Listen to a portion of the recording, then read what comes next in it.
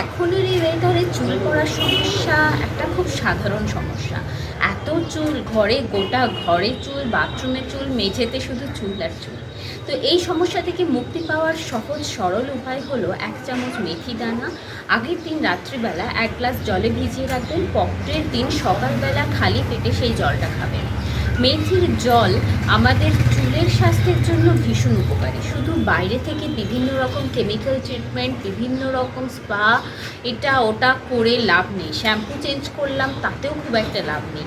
ভেতর থেকে আমাদের স্ট্রং থাকাটা ভীষণ গুরুত্বপূর্ণ। তার জন্য মেথির জল একটা ভালো সলিউশন। পাশাপাশি মেথিতে যেহেতু ফাইবার প্রচুর মাত্রায় থাকে, তাই সেই ফাইবারটা আমাদের শরীরের জন্য ভালো।